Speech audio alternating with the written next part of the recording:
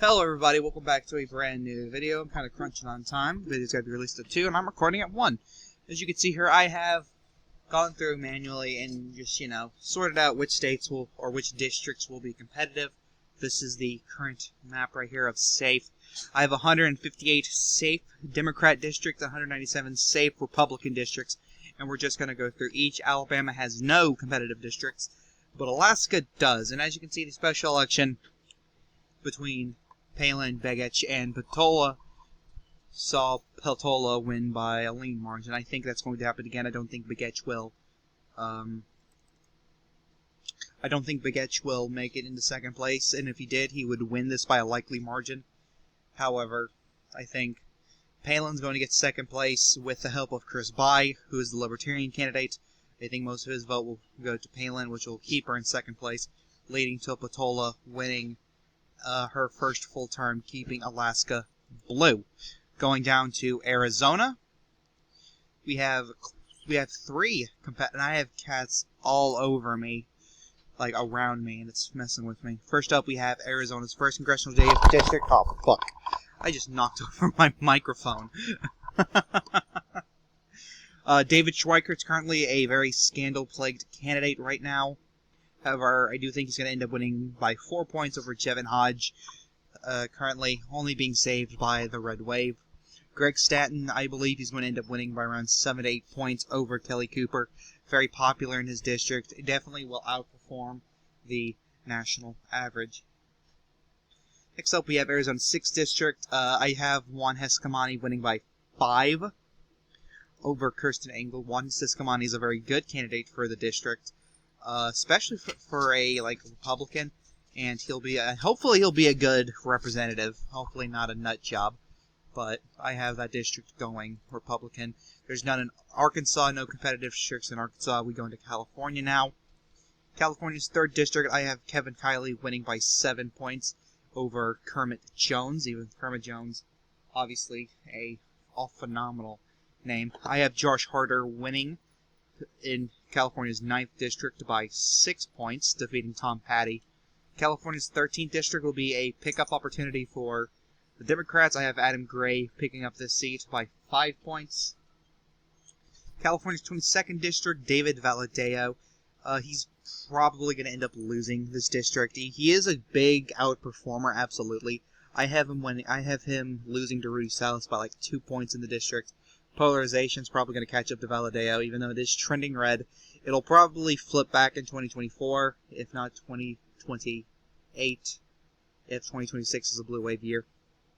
Mike Garcia, he'll also probably end up losing, but very narrowly, probably by a tilt margin over Christy Smith, more than likely. Next up, Young Kim, I have her winning by a likely margin. She'll probably end up winning by 7 points over Asif Mahmood. Jesus Christ, why do names have to be so hard to pronounce? Next up, California's 41st district. That's going to be likely Republican, probably a 7-8 point victory for Ken Calvert. Oh, shh. I have cats fighting. Enough. California's 45th, I have Michelle Steele winning very narrowly over Jay Chen. California's 47th and 49th, both probably going to be a 5 point victory for the incumbent Democrats. 2 seats that'll probably be affected by the Dobbs v. Jackson decision. We do have a competitive district in California's 25th district where Raul Ruiz will win by 9 points over Brian Hawkins, a district that could become a lot more competitive if the wave is a lot bigger than expected. Also, I am saying that the wave will be an R+1 national environment. So, that's my prediction, an R+1 national environment as of right now.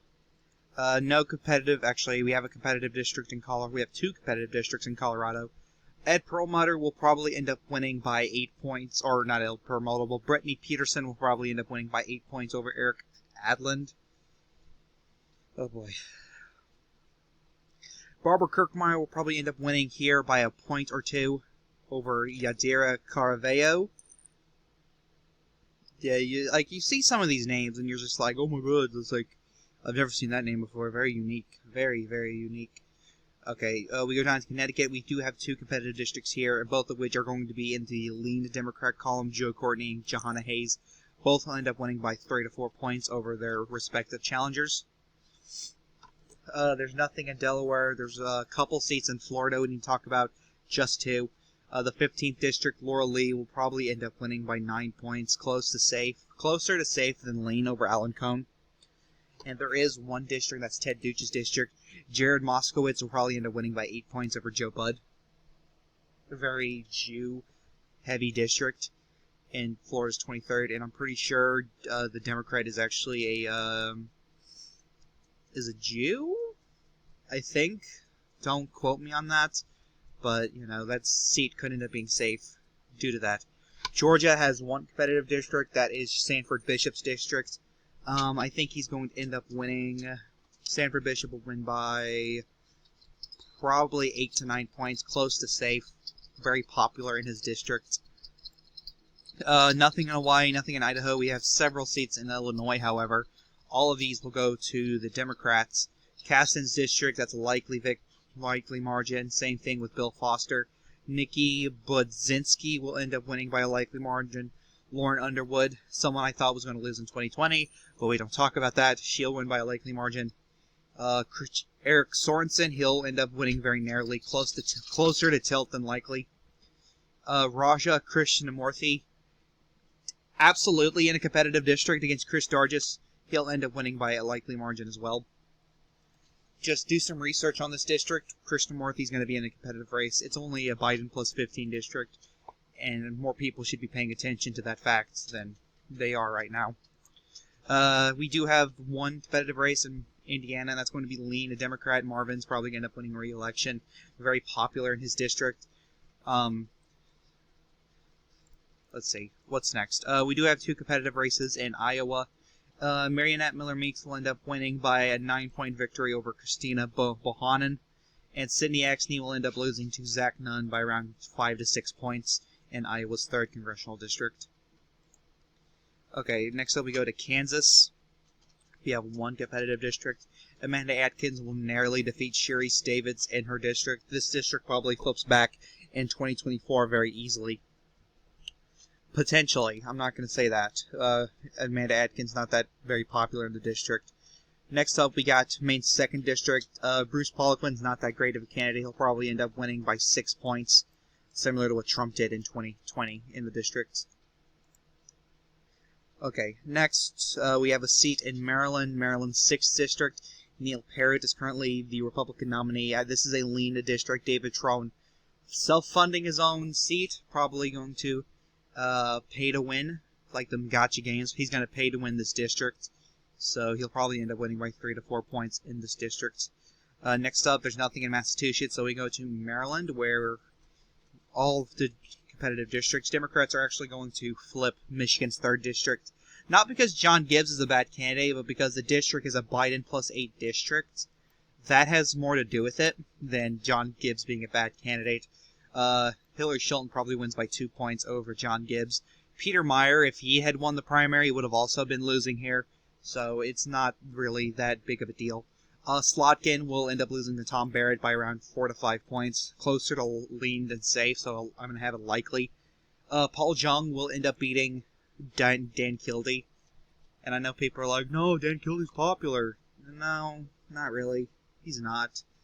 And it has nothing to do with the fact that he's a Bernie bro or whatever. But Paul Jung will end up beating him by around 3 to 4 points. And John James will end up winning by around 6 to 7 points against Carl Marlinga. And Republicans are close to their magic number of 218. We go on to Minnesota. Angela Craig, she'll end up winning by a lean margin. Very close. Probably toss-up district, but she'll end up winning by a point over Tyler Kistner. Very narrow victory for her. Let's see, nothing in Mississippi, nothing in Missouri, nothing in Montana. We go down to Nebraska. This is going to be a very competitive district. I have this as tilt Republican. Don Bacon will narrowly beat Tony Vargas. The district became a lot more blue in, post-redistricting. So Don Bacon will have a very, very narrow victory over Tony Vargas. Tony Vargas, not that bad of a candidate, if I remember correctly, to run up against Don Bacon. So a very narrow district in Nebraska's 2nd district. Nevada's 1st, 3rd, and 4th district will all go blue. Susie Lee will have the most narrowest re-election victory. Horsford and Dina Titus will both end up winning by a point or two, while Susie Lee will end up very narrowly winning by less than 1% against April Becker. So, a couple months ago, I had all four of these districts going blue, but now, or going red, but now they're all going blue, with the exception of the 2nd district. New Hampshire, both seats are competitive. Chris Pappas, he'll end up very narrowly losing to Caroline Leavitt, while Ann Kushner will end up defeating Bob Burns by around 3 points. Yeah, Ann Kushner is in a competitive race against Bob Burns. She was in a competitive race against, whoever was going to win. I was hoping it was Hansel, but sadly that didn't happen. Fucking Democrats ruining everything. Now we go down to New Jersey. Andy Kim, he'll win by likely margin. Josh Geitheimer, likely, if not safe. Frank Pelota. You might think they'd be brothers. Tom Keene Jr. will end up being Malinowski by 6 points or more. So, closer to safe than lean. Let's see. Now we go down to New Mexico. All 3 districts will be competitive, despite what 270 to win is telling you. Yvette Harrell, she'll win very narrowly by a tilt margin. Fernandez, she'll win by a lean margin, close to 4 points. And Stansbury wins by a likely margin. They will all be competitive, with the 1st district being the least competitive of the bunch. New York, we have quite a few competitive districts. Lee Zeldin's district, Nicholas Lalata, very happy he won his primary. He'll end up winning by a likely margin. Same thing in Andrew Garbarino. He'll win by a likely margin. Robert Zimmerman will keep the district blue very narrowly, a lean margin. George Santos not running the best campaign currently. Kathleen Rice's district, she's retiring. Laura Gillen will end up defeating Anthony Despacito. Despacito? Why do I feel like those jokes are coming soon? She'll win by a likely margin. Sean Maloney, he'll end up beating Michael Lawler by around 3 to 4 points. Pat Ryan will end up defeating Colin Schmidt by close to 2 points, closer to a point or two. Mark Molinaro, he'll end up winning by a lean margin over Josh Riley. Very narrow victory for him in that district. Now, Francis Connolly, Francis Connolly, he will flip New York's 22nd district by a lean margin, closer to tilt than likely. Let's see, any other districts? No, that's it. And Republicans have taken the House of Representatives by the time we got to New York. North Carolina has a few competitive districts. Let's see. Don Davis, a pro-life Democrat, will be keeping this seat blue for the Democrats. About a 2-point victory over Sadie Smith, who is a terrible candidate for the district. She is god-awful. Don't know why she even won the primary. She's awful. Kathy Manning, she'll end up beating Christian Castelli by a likely margin by around 6 points. And Bo Hines will end up beating Wiley Nickel by 5 points. Jeff Jackson's district is a seat. The 14th district is a seat that could end up being competitive, but as of right now, I'm keeping it safe. We go down to Ohio, skipping North Dakota. Democrats will flip another district in Ohio's 1st district. Greg Landsman will end up defeating Steve Shabbat by around 2 points. Marcy Kaptur will end up sadly losing to the amazing Jared Majewski. Honestly, Ohio's 9th district is in good hands no matter who wins this race. Both Kaptur and Majewski are phenomenal candidates for the district, and they'll be phenomenal representatives whoever wins. So she'll probably end up losing by 2 points to Majewski. A very narrow victory for J.R. Majewski. And Madison Giussiotto will end up winning by 3 to 4 over Amelia Skies in Ohio's 13th district. We skip Oklahoma to go down to Oregon. And sadly, in Oregon's 4th, I love Alex Skarlatos, but he's not doing himself any favors right now. He probably loses by 6 points to Val Hoyle. Kurt Schrader, he got primaried out by Jamie McLeod Skinner, who will end up defeating Lori Chavez de Reamer by around 2 points. And Andrea Salinas will end up defeating Mike Erickson by close to 7 in Oregon's 6th district. Republicans will not end up taking any of these 3 competitive races in 2022. Next up, we go down to Pennsylvania, where we have quite a few competitive districts. So first we have Chrissy Houlihan's district. She'll end up winning by around 8. Sorry, I blocked out there. Defeating Guy Ciarochi. Connor Lamb's district, Pennsylvania 17. He's retiring. Chris DeLuzio. Definitely another moderate, just not as moderate as Connor Lamb. He'll end up defeating Jeremy Schaffer very, very narrowly. Very close. Probably want to become one of the closest districts this cycle. Watch out for Pennsylvania 17th district. Matt Cartwright's going to lose to Jim Bognet. Probably by around 7-8 points. Susan Wild, she's going to lose to Lisa Scheller. She'll probably lose by around 5 points. And Brian Fitzpatrick will end up winning by around 7 points over Ashley Ihaz. Don't know how to pronounce that. Let's see. We now go down to Rhode Island.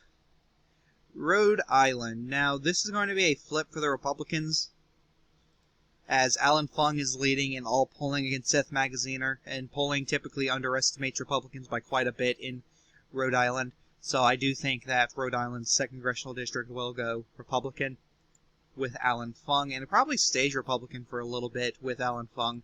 Now we go down to Texas, where the only competitive districts are here in the Rio Grande Valley.